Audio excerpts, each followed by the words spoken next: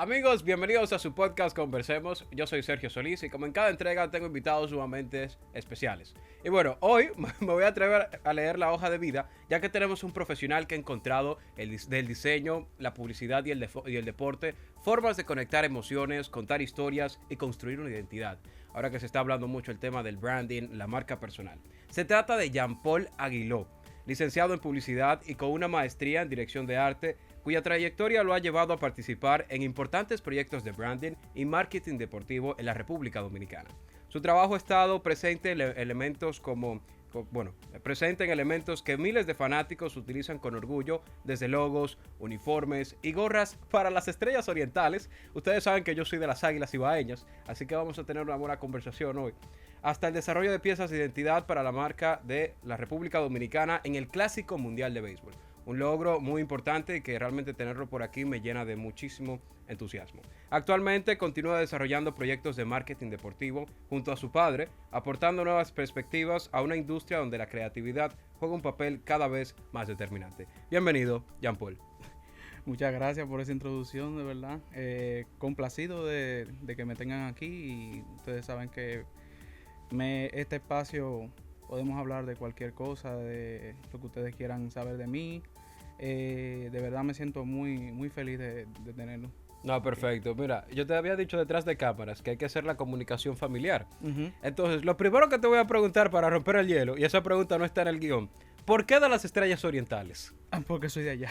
De San Pedro, de Sí, San Pedro. Soy de San familia Pedro. de allá. Sí, bueno, mi papá tiene desde pequeño trabajando con la familia Félix Iglesias. Y ya ha sido una relación familiar. Entonces, mi papá desde los 20 años trabaja en la parte de mercadeo de las estrellas orientales y luego entonces me tocó heredar esa parte de él. Entonces él me jaló para ayudarlo en todo lo que sea el ámbito del marketing. Sí. Y entonces en parte desarrollé mi tema de publicidad dentro del equipo. ¿Y crees que tu padre ha sido como una fuente de inspiración para ti a la hora de realizar tus trabajos de publicidad? Sí, claro que sí. O sea, yo siento mucha inspiración por él, sobre todo porque él me ha inculcado y me ha ayudado bastante en mi transformación y en mi desarrollo. Me ha ayudado también a buscar ese tipo de nicho, de estar dentro del deporte, porque por ejemplo, cuando yo empecé a estudiar publicidad, no me imaginaba que yo iba a estar dentro del ámbito deportivo. Eso ya fue después cuando le dije a él que me diera la oportunidad de poder trabajar en las estrellas orientales, que tenía varias ideas interesantes que se podían desarrollar.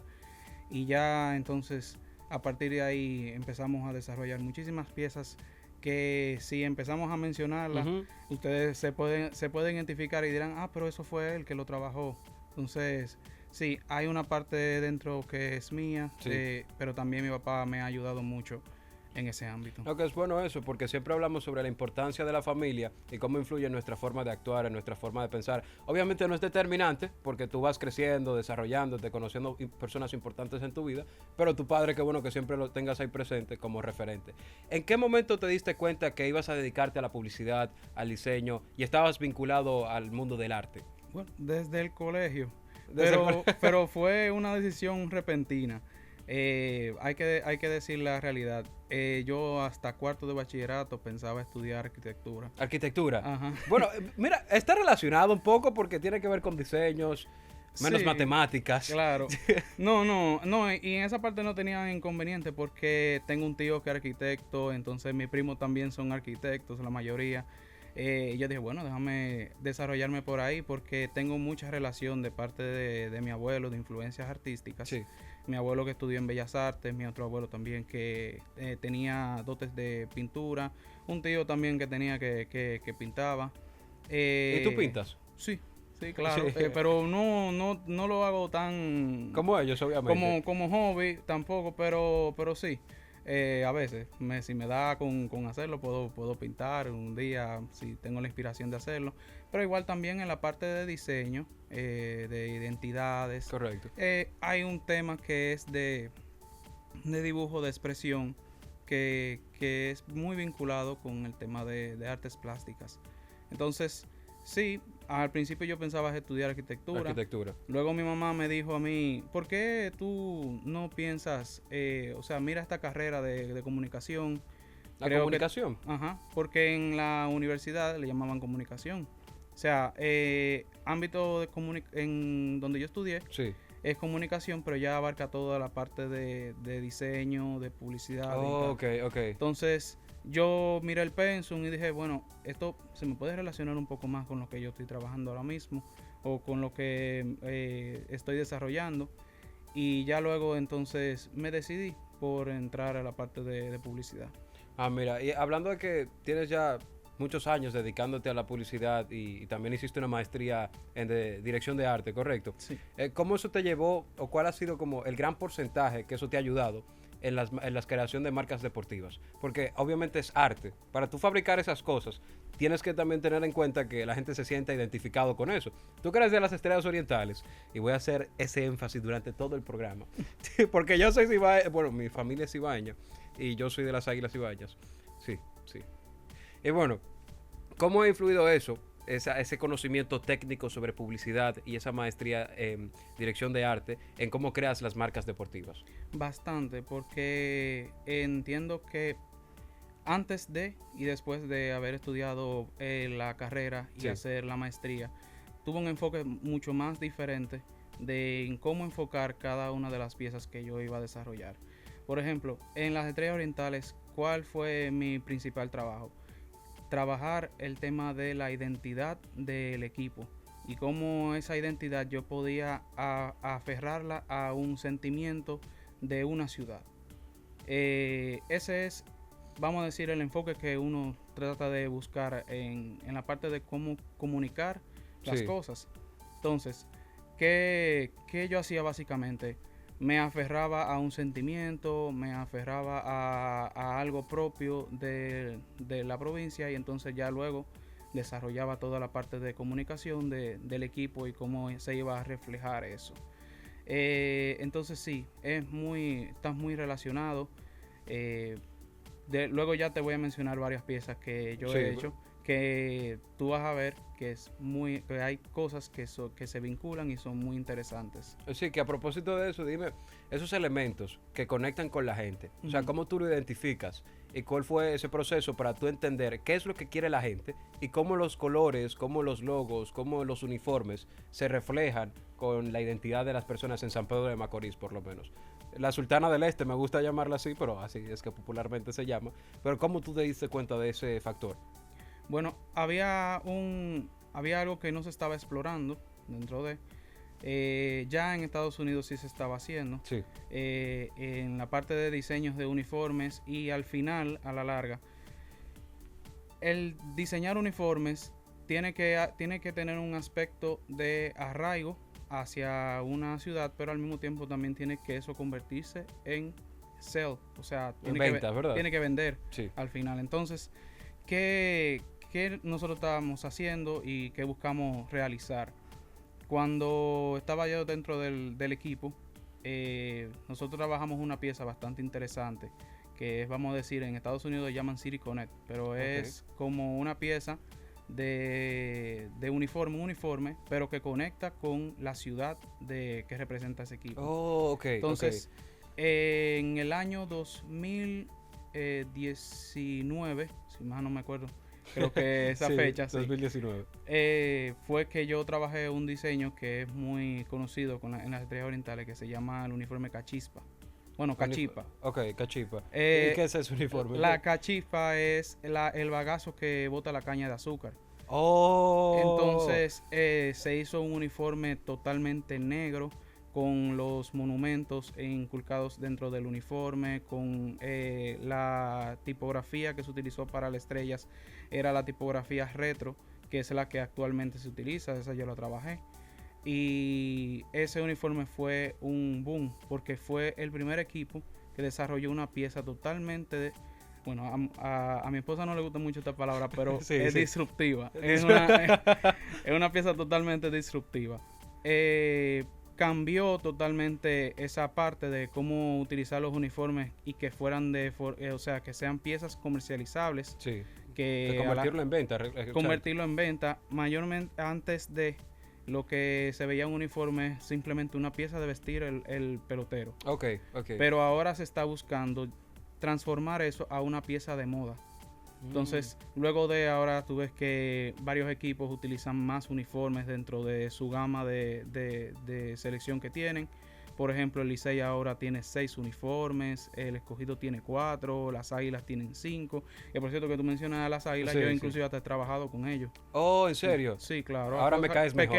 Cosas pequeñas, pero sí se ha trabajado igual con el Licey, con todos los equipos. Yo he tenido alguna interacción dentro de. O sea, que has tenido mucha experiencia trabajando para distintos equipos. Sí, claro. Y es más en parte de eso, porque al final todos tenemos relaciones y buscamos de alguna forma u otra impulsar la marca que es Lidom. Lidom, exacto, que es la liga, correcto. Y mencionaste lo de la caña de azúcar. Me imagino que es por la historia, lo que representó la caña de azúcar como motor económico de San Pedro de Macorís en su momento. Claro. Ya comprendo. Y sobre todo porque es algo característico de San Pedro. Cuando tú vas llegando, la cachipa viene cayendo del ingenio. Y es como un pedazo del bagazo que cuando tú lo frotas te mancha de negro. Oh, ok. Entonces por eso es que el uniforme totalmente es negro. Ah, mira, no sabía ese dato. Sí. ¿Realmente? Es correcto, es así. Eso es como los videos de 5 cosas que no sabías hace 5 segundos.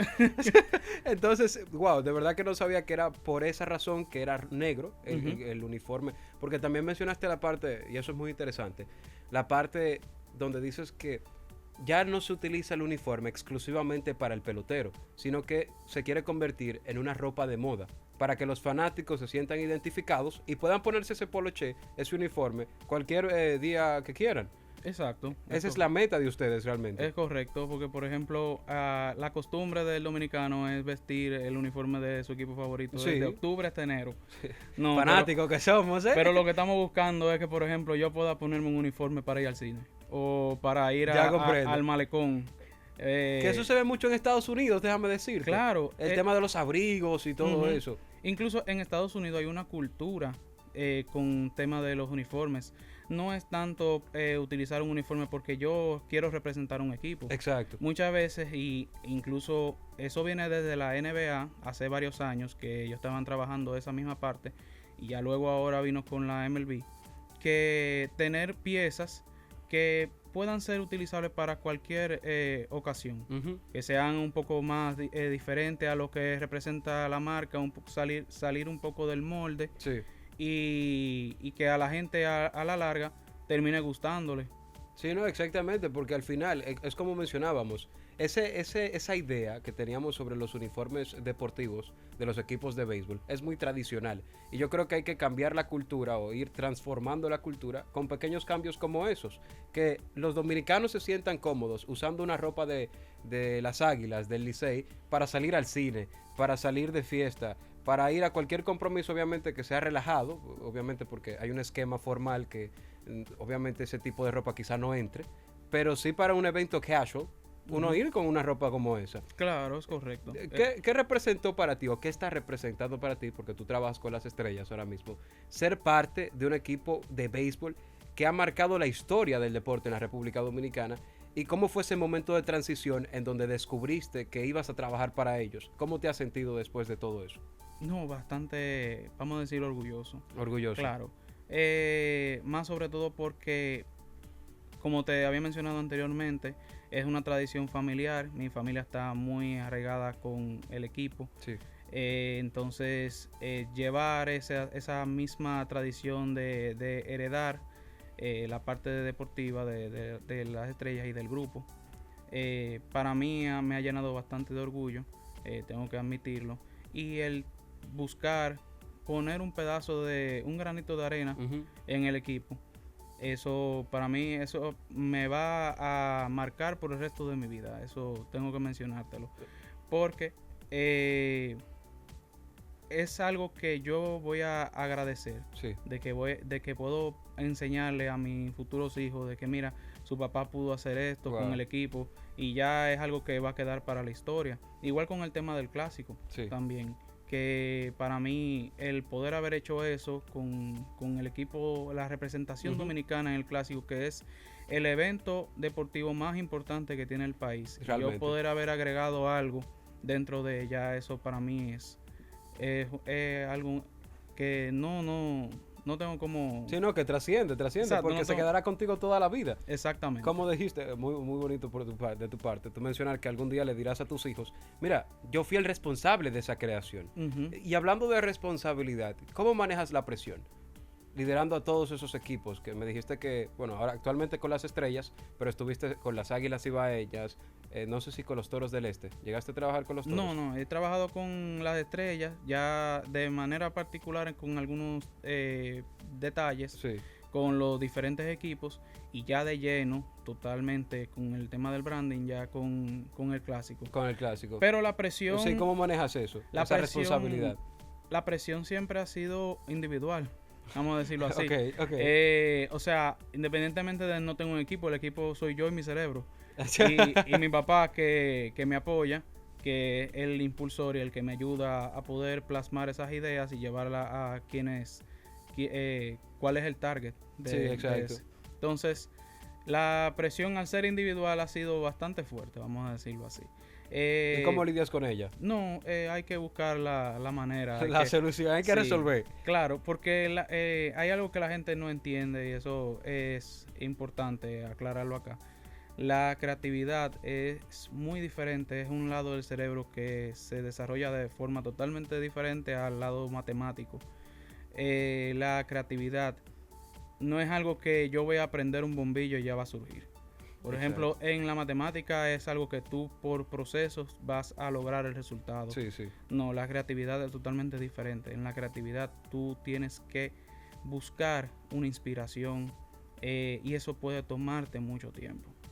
Entonces, ahí está la parte difícil, donde tú puedes tener vamos a decir, un bloqueo creativo, que esas son cosas que existen, que yo pueda durar 2 semanas sin saber qué es lo que voy a plasmar en Exacto, algo. Sí. Pero, ¿cómo yo lidio con eso? Pensando en cosas totalmente diferentes a lo que estoy haciendo. Sí, como que te relajas, buscas una forma de relajarte. Claro, es que en otras cosas. Las ideas llegan en el momento en que tú menos lo esperas. Es cierto, estoy de acuerdo contigo. Es así, entonces cuando yo, por ejemplo, trabajo un tema de... Obviamente hay un día de entrega, que eso es importante, pero si yo estoy lidiando con un bloqueo creativo... ¿Qué pasa? Pasa. Eso pasa claro, todos los días, eso pasa todos los días. Yo tengo que parar, tengo que decir, no, ya, espérate, esto no me va a surgir hoy. Yo tengo que aceptar que hoy no voy a tener esa idea, pero tal vez mañana sí. Exacto. En el momento en que yo dejo de pensar en eso, entonces ya llegarán las cosas. Pero yo no puedo, en este tipo de trabajo uno no se puede poner mucha presión.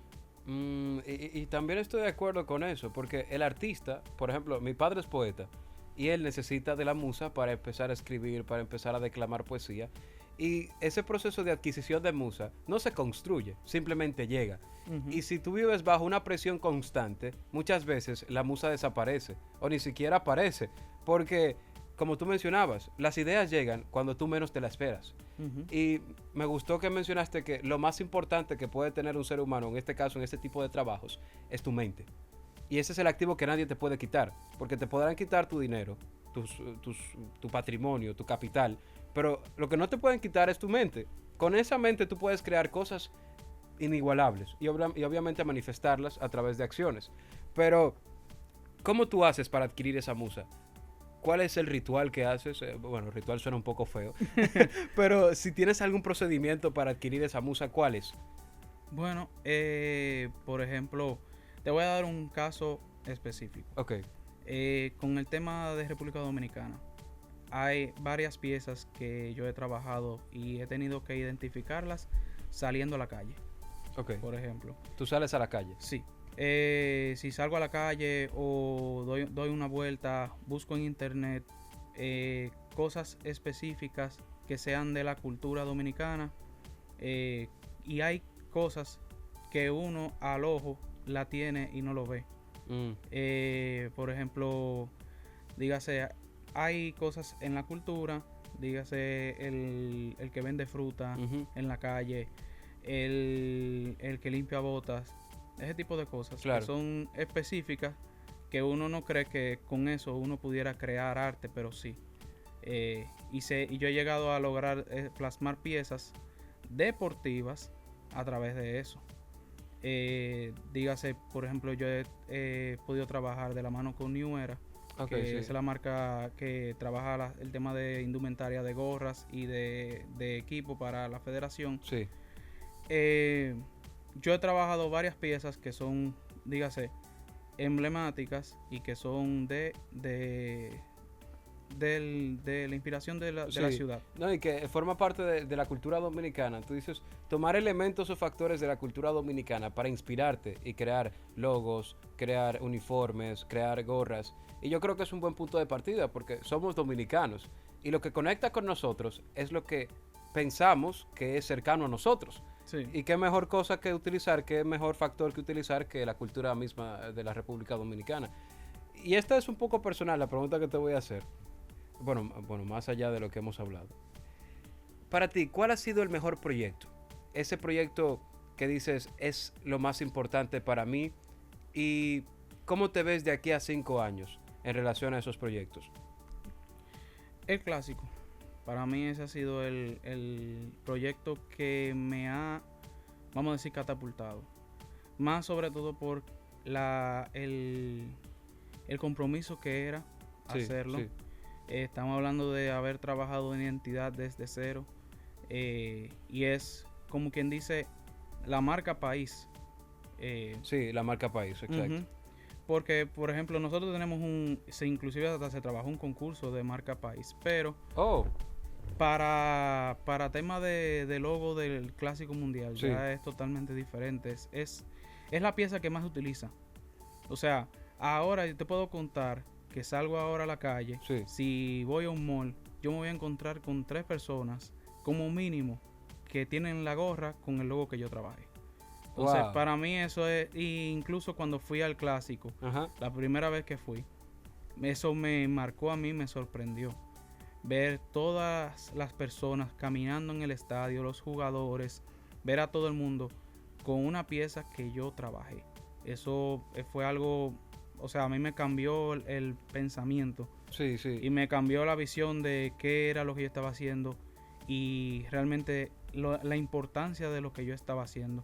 Era algo que me marcó un antes y un después. Fue un punto de inflexión. Claro, mucha gente pensará que esa pieza no fue un dominicano que la hizo, Mm. que fue las Grandes Ligas o algo, pero no, fue un dominicano que trabajó eso desde cero. Ah, fue y aquí en sí, el patio que se dice. ah, claro, y si me preguntan cuánto tiempo me tomó hacerlo, yo lo hice, por lo menos el boceto salió en una noche.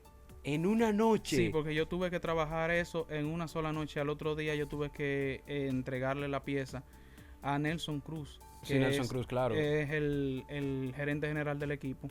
A él fue que yo tuve que entregarle esa parte. Wow. Y entonces fue fuerte. Ujú. Pero yo tengo que admitirlo, Dios me marcó en ese momento. Y me dijo, yo te voy a ayudar a tú tener esa pieza, no tener un bloqueo esa noche completa. porque Imagínate un bloqueo esa noche. ¿Eh? Claro. Hubiese sido muy complicado. Hubiese sido bastante complicado, pero yo dije, hay que sacar algo de aquí. Y eso se pudo lograr así. O de sea, esa forma. y representa como el mayor reto que has enfrentado en ese proceso artístico. Claro. Fue un reto muy, pero muy... O sea, fue bastante complicado. Tengo que admitirlo, pero la recompensa es bastante grande a nivel de yo poder tener eso en mi currículum. Claro, sí. Eso es algo, En tu hoja de vida. claro, y en mi hoja de vida. Fue algo que valió la pena. Sí. A Pero- pesar del esfuerzo y el estrés. Ajá, pero nunca, obviamente yo nunca me había imaginado lo fuerte que iba a ser el yo poder plasmar eso en tan poco tiempo. Fue muy Eso, poco tiempo. Claro, déjame estamos decirlo. hablando de que yo hice un trabajo de tesis en una noche. Increíble, te Eh, escucho. Cualquiera que lo piensa dice, no, pero esto no, es imposible. Imposible. Es imposible, no, pero se logró. Se logró. Y ya después de ahí empezó a desarrollarse todo. Pero por lo menos le saqué la sonrisa a Nelson Cruz. Él me dijo, sí, claro, vamos a contar con ustedes. Fuego, para adelante. Uh-huh. No, eso es lo importante realmente, que pudiste salir a flote y que tuvo éxito el proyecto. Claro. A pesar de que representó uno de los retos más importantes en tu vida, tuviste éxito. Y yo creo que la gente tiene que llevarse un mensaje de reflexión con esto, porque muchas veces pensamos que por falta de tiempo o por falta de por un mal día se arruina toda la historia. Y hay que reconocer que este proceso es continuo. Y a medida que tú avanzas, vas descubriendo que hay cosas que no te funcionan y otras que sí. Pero lo importante es mantenerse como resiliente ante las cosas que te enfrenten, que vengan hacia ti, para tú poder tener éxito en eso que has logrado. Sabes que ahora la tecnología ha traído muchos beneficios. Anteriormente la publicidad se utilizaba de manera muy diferente porque no habían redes sociales, no habían plataformas de streaming y todo eso ha cambiado. ¿Cómo ha influenciado eso del branding, de la marca personal, con el uso de las redes sociales hoy en día? Bueno, ha influenciado bastante, vamos a decirlo así. ¿Y a ti cómo te ha funcionado? Cuéntame. Bueno, la he utilizado como una plataforma para poder plasmar mis piezas. Ha sido, o sea, se utiliza muy bien para poder desarrollar identidades, Uh-huh. para tú poder plasmar qué es lo que tú quieres mostrar, tu trabajo, para que más personas le lleguen. Claro. Al final es una herramienta que yo la veo bastante bien para temas de gente como nosotros que somos creativos, Sí. de poder idealizar y mostrarle a la gente qué es lo que uno está trabajando. Sí. ¿Y la IA? La IA lo usas, obviamente, me imagino que como herramienta, y creo que la IA es una herramienta fundamental para todos, ya sea para un estudiante, ya sea para un profesional, incluso para, bueno, esto es muy fuerte, iba a decir médicos, pero hay que tener cuidado. Hay que tener cuidado un con poco eso. de cuidado ahí, claro. Sí, pero tú utilizas la inteligencia artificial como herramienta. Es una herramienta que hay que utilizar a día a día y lo he mencionado muchas veces a diferentes personas cuando me preguntan. La IA es importante, uno no puede bloquearse de eso porque ese es el progreso y es hacia donde uno va. Uno lo que tiene que es evolucionar con las herramientas que a uno le dan. Tengo que decirlo, sí la utilizo para cualquier pieza o lo que sea, pero yo no utilizo la IA como una herramienta creativa que me va a desarrollar un camino. Ok, No. importante eso, ¿eh? Eso es importante. No ver la IA como ya es algo que lo voy a utilizar para poder hacer las cosas. No, es una herramienta de trabajo. Como muchísimas otras herramientas, míralo como un cuaderno donde tú vas a plasmar un dibujo. La IA lo que te va a ayudar es a poder hacer las cosas un poco más rápido y a tratar de trazar un camino que tú quieres. Pero nunca se debe utilizar como algo para el día a día. Y eso es algo que yo incentivo a que las marcas no lo hagan.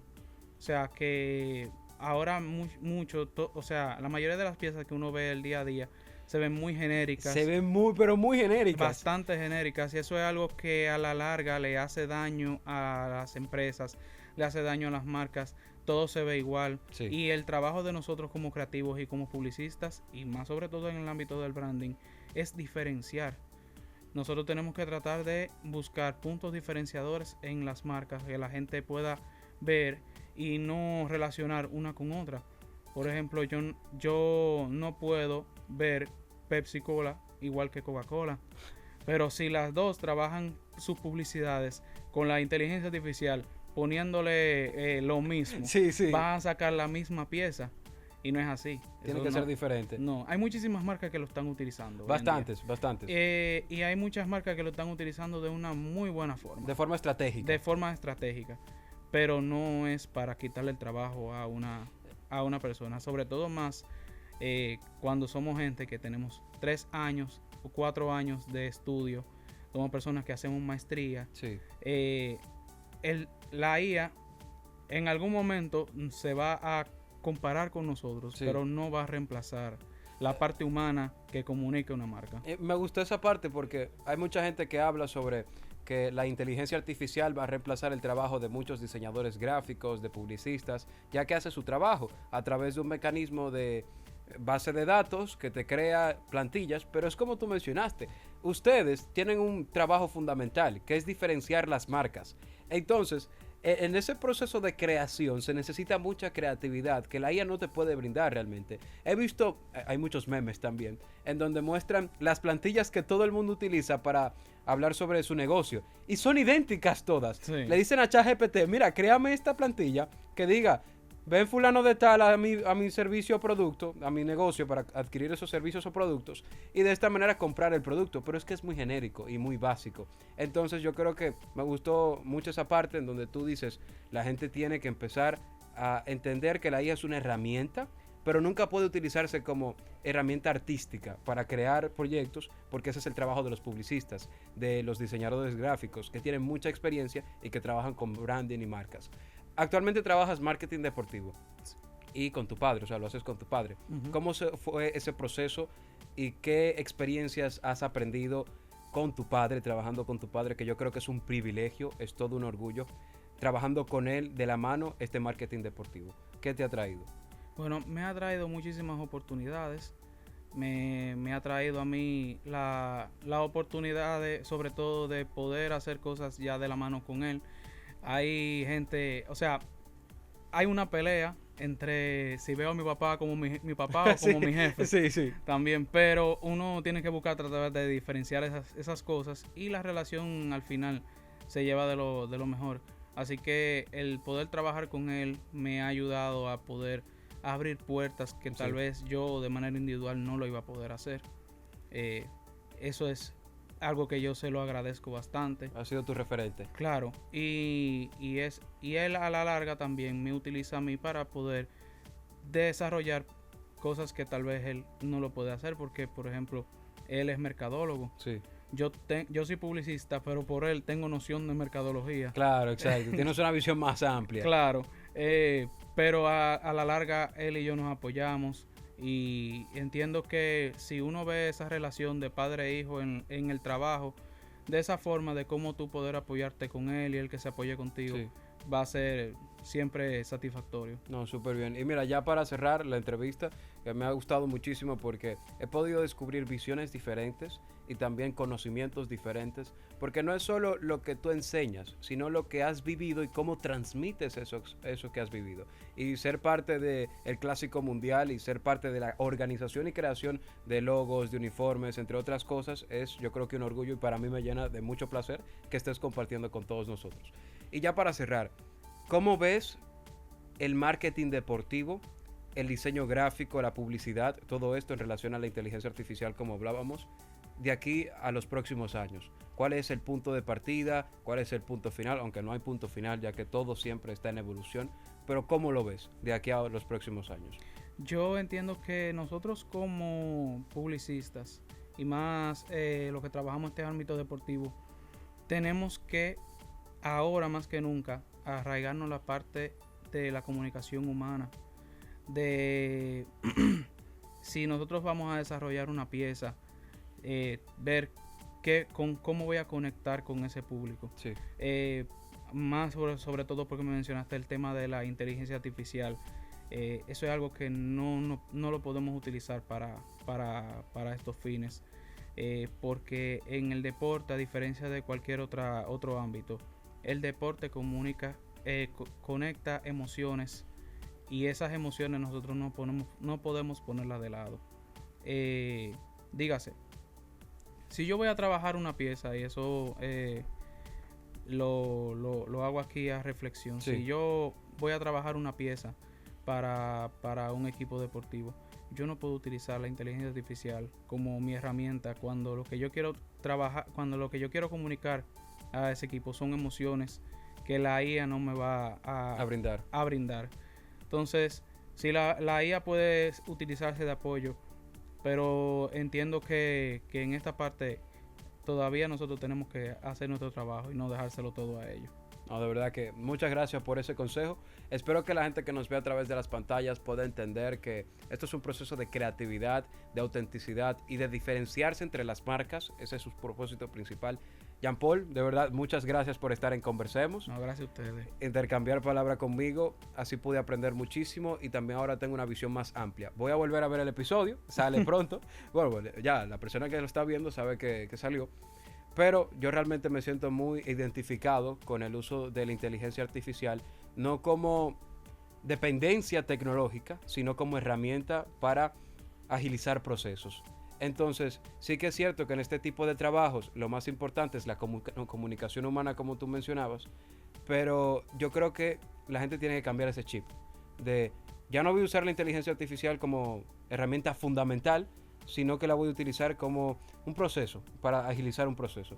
Así que 1.000.000 de gracias por compartir con todos nosotros y espero que te hayas disfrutado este episodio. Nos vemos en la próxima entrega. Chao, chao.